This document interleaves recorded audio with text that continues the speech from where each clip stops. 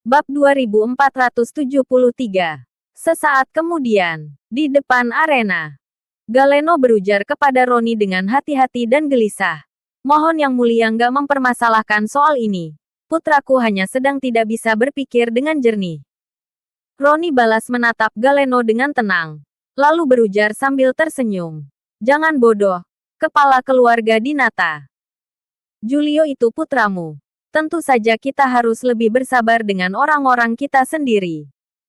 Aku nggak akan mempermasalahkan soal ini. Galeno pun menghela napas lega dan berkata dengan penuh rasa syukur. Terima kasih atas kemurahan hati Yang Mulia. Namun, Julio benar. Saka memang dicintai oleh rakyat. Aku nggak boleh kehilangan dukungan rakyat karena membunuh Saka. Ujar Roni lagi yang membuat Galeno jadi cemas. Jadi, kita harus bagaimana? Tanya Galeno dengan bingung. Mereka itu cuma orang rendahan. Mudah sekali membeli keberpihakan mereka. Roni pun tersenyum kecil. Lalu bangkit berdiri menatap ke arah kerumunan rakyat yang memadati sisi arena sambil berkata, pertarungan hari ini benar-benar meriah. Aku ingin ikut meramaikan. Jadi ayo bertaruh. Silakan kalian bertaruh siapa yang menang. Saka atau Adelia. Kalian semua bisa memanfaatkan kesempatan ini untuk menghasilkan sedikit uang. Aku juga akan mengeluarkan setengah tabunganku untuk nantinya dibagi rata kepada pemenang. Tentu saja Saka akan secara otomatis dianggap kalah apabila tidak muncul. Semua orang sontak menjadi heboh. Bawahan Roni bergegas mempersiapkan. Tentu saja semua orang bertaruh pada Adelia. Reputasi Saka memang tidak main-main. Tetapi perbedaan level kekuatan di antara Saka dan Adelia terlalu besar.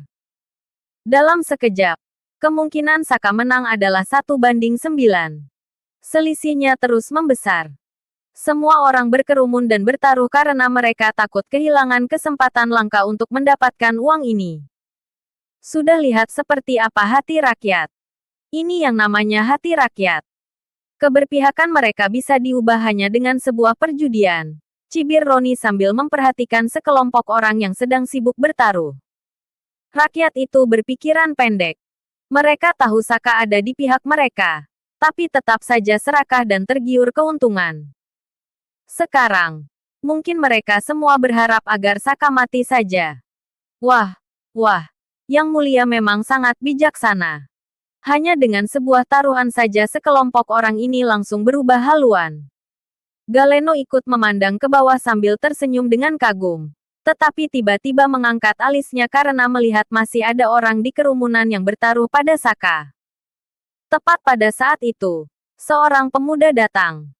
Ekspresinya terlihat tenang. Tetapi auranya tidak biasa.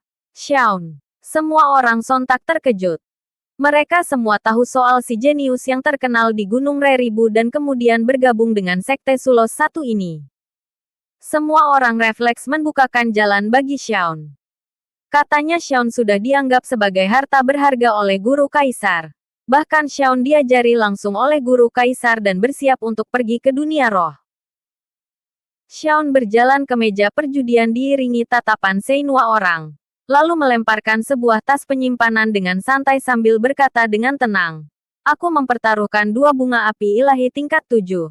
1 seni bela diri tingkat langit. 3 seni bela diri tingkat bumi.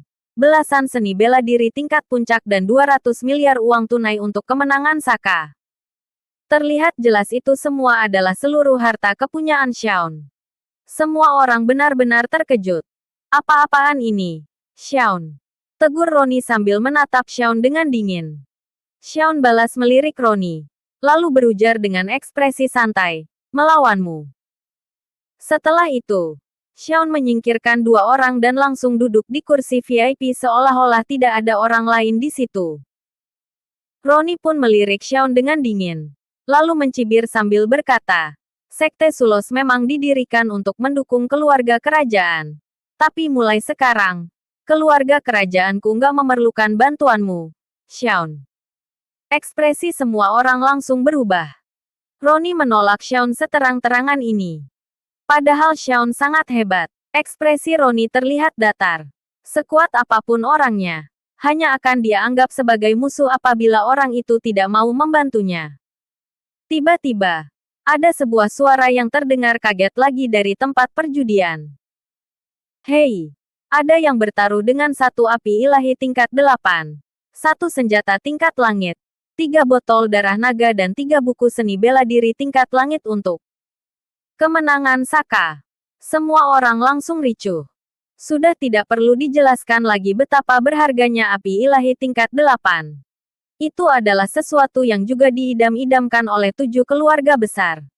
Selain itu, senjata tingkat langit juga makin langka.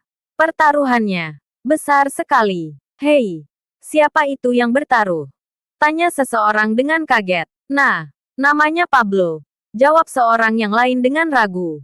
Pablo. Semua orang saling berpandangan dengan bingung. Pablo. Siapa itu? Mereka saling sibuk berbisik menanyakan siapa itu Pablo. Roni juga mengernyit dengan bingung.